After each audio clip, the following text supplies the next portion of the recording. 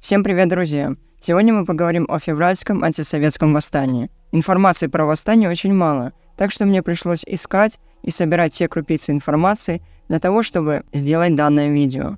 Так что поддержите это видео лайком, подпиской. Также вы можете оформить подписку на Boosty. Также подписывайтесь на мой Telegram, чтобы всегда знать о выходе нового видео на канале.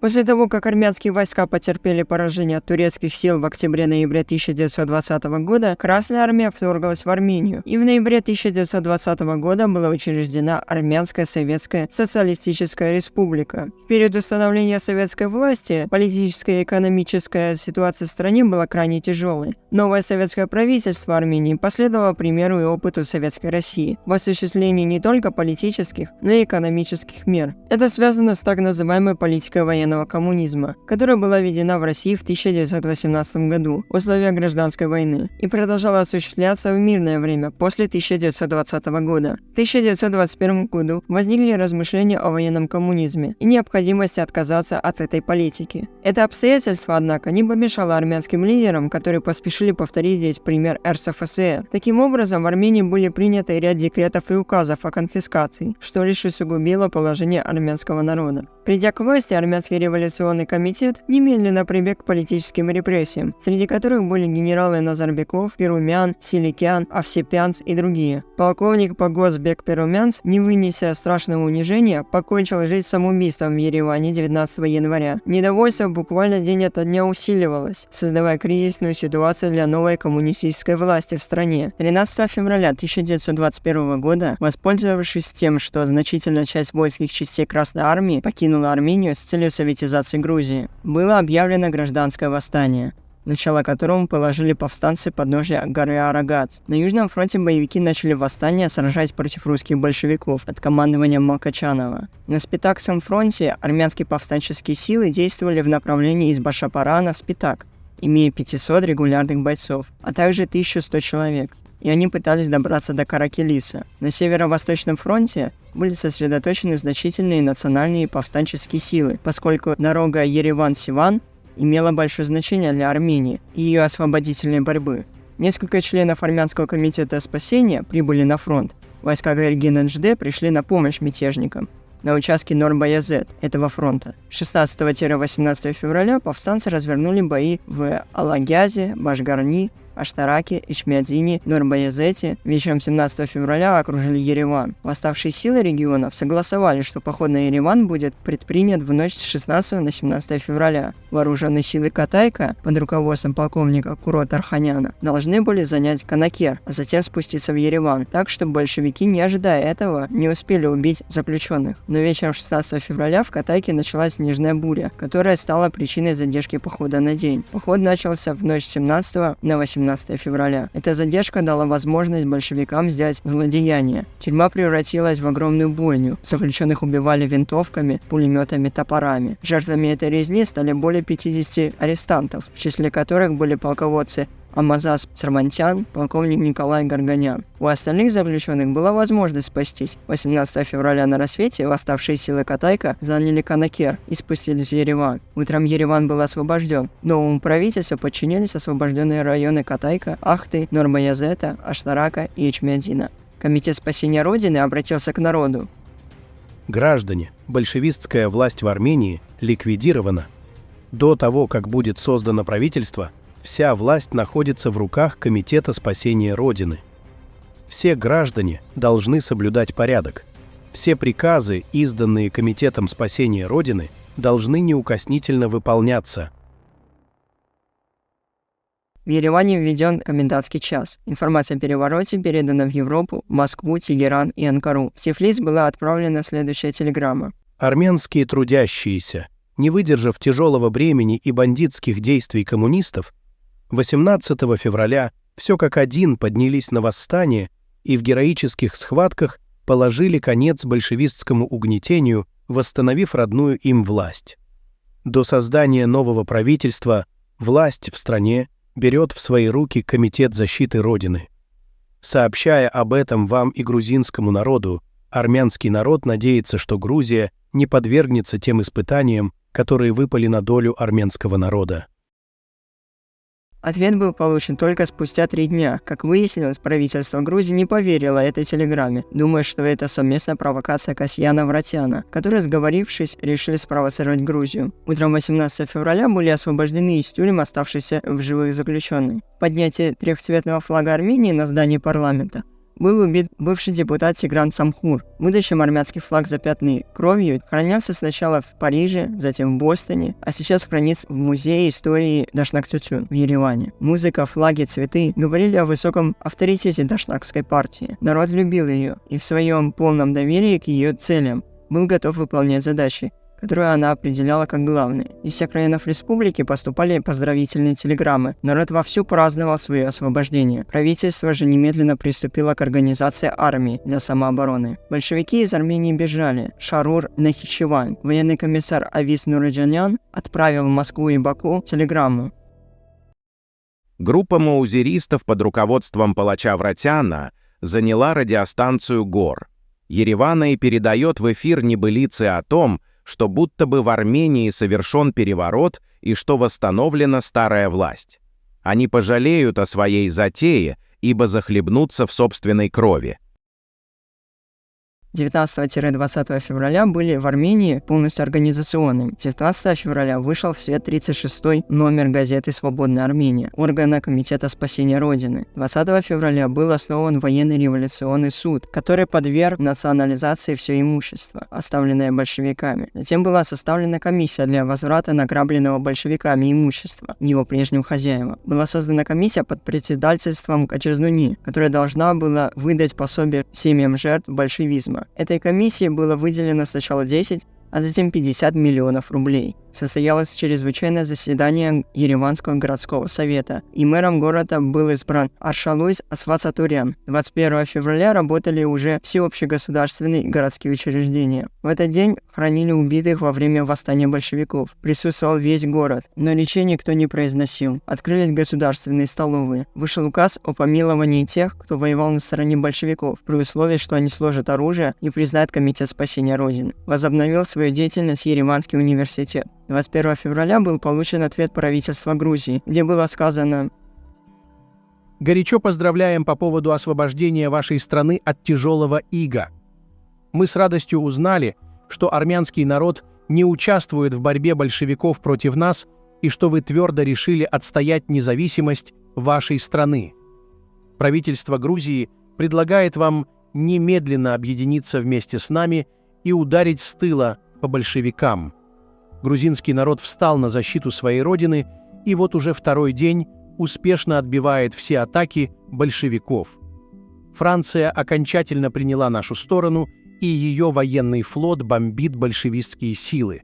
Мусульмане враждебно настроены к большевикам и вместе с нами подняли восстание. Началась всеобщая борьба кавказских народов за освобождение от московского гнета. Просим немедленно принять меры для восстановления сознания обманутого большевиками армянского крестьянина. Постоянно держите нас в курсе событий».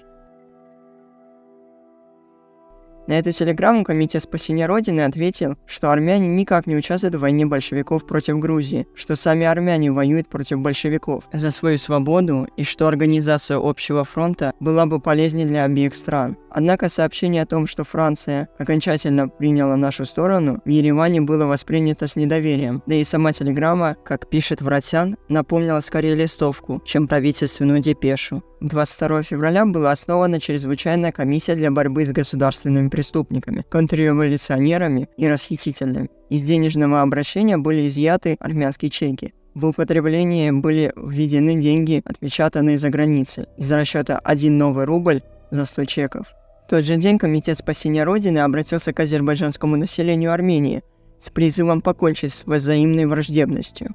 22 февраля стало известно, что, убегая из Кармалинского района, большевики учинили зверство и насилие, ограбили население, убили 60 человек и увели с собой молодежь района.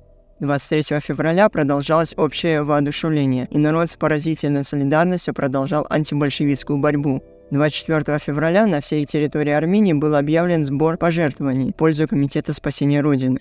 Бежавшие из Армении большевики постарались разжечь на весь мир ложь, что якобы дашнаки убивают в тюрьмах большевиков. 25 февраля по предложению председателя Комитета спасения Родины Воротяна представители иностранных государств посетили тюрьму в Ереване. Среди инспектирующих был самый известный консул Ирана Асатулла Хан. Они встретились и беседовали с заключенными большевиками. После этого посещения иностранная делегация сообщила Комитету спасения Родины, что тюремные условия они нашли удовлетворительными. 26-27 февраля большевики со стороны Шарура начали общее наступление. Их бронепоезд 27 февраля прорвался к Еревану и стоял на расстоянии 2-3 километров от городской станции. Город превратился в крепость. По зову Комитета спасения Родины на ноги встал весь народ. На фронт ушли все, включая официальные лиц, редакторов газет. 28 февраля рано утром начался бой. Весь день гремели пушки и пулеметы. После интенсивного обстрела большевики рванулись на город, но были отбиты. Ереван превратился в стальную крепость. Все попытки большевиков прорваться вперед заканчиваются неудачей советского командования. В этот день, 28 февраля, армянские вооруженные бригады начинают входить в тыл противника. 1 марта в городе царит жуткая тишина. Затаив дыхание, город ожидает новой канонады. Но проходят часы, и вся та же тишина. Оказывается, боясь попасть в окружение, враг отступил. Народ был в неописуемом восторге. По улицам шагают новые отряды добровольцев, отправляющиеся на фронт. По ходу отступления большевиков они успевают убивать крестьян и грабить армянские деревни. Специальная комиссия по этому поводу отправилась в Камарлу и стала свидетелем чудовищной картины. Большевики убили около 100 крестьян, некоторых топорами. Трупы были брошены в колодцы и в винные карасы. Скот, хлеб и все продовольствие были увезены. 2 марта продолжалось преследование большевиков. Они отступали к Шарару, где их ожидала помощь Аббаса Кулибека. 3 марта в мечети Геой состоялся митинг дружбы армян и мусульман, на который прибыл с особыми почестями Симон Вратян. Мусульмане рассказали о своих проблемах и поклялись быть верными армянскому государству и вместе с армянами воевать против большевизма. 7 марта на фронт отправилась добровольческая бригада езидов. 10 марта начала выходить военная газета «Размик», которая организовала День раненого солдата и собрала для раненых 16 миллионов 743 тысячи 350 рублей. Голодный народ с горячей щедростью отдавал раненым солдатам последнее. В тот же день Комитет спасения Родины отправил Чичерину следующую телеграмму. Россия не может не признать волю армянского народа жить свободно, без опеки чужих штыков. Трудящиеся Армении верят, что вместо отправки штыков и бомб советская Россия могла бы более цивилизованными средствами решать все спорные вопросы и создать дружественные отношения между Великой Республикой и маленькой, но имеющей огромную волю к свободе, Арменией. 12 марта, имея в виду турецко-английские переговоры в Лондоне и турецко-большевистские переговоры в Москве, Комитет спасения Родины отправил еще одну телеграмму Чичерину. Комитет спасения Родины в свое время сообщил вам, что в результате всеобщего восстания свергнуто советское правительство в Армении.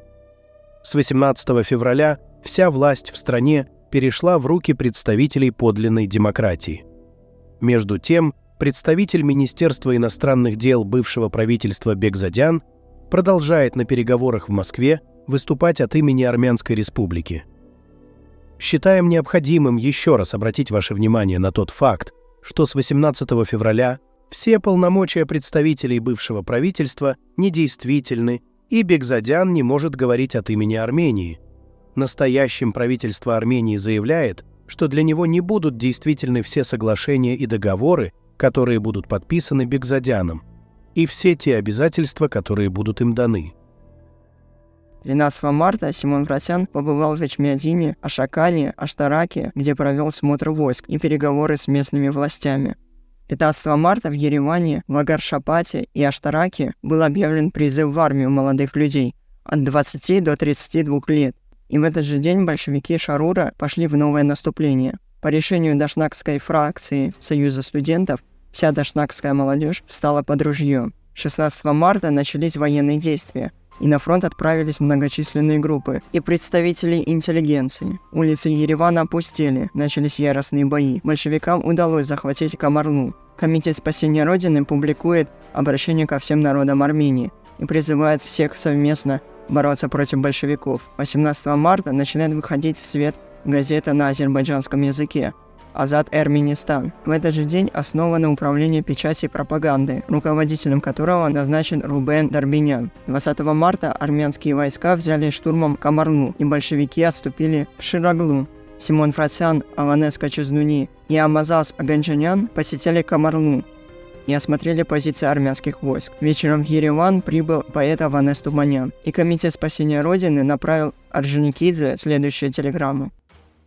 Сегодня в Ереван прибыл поэт Аванес Туманян, из сообщений которого стало ясным, что вы совершенно неправильно представляете происходящее в Армении.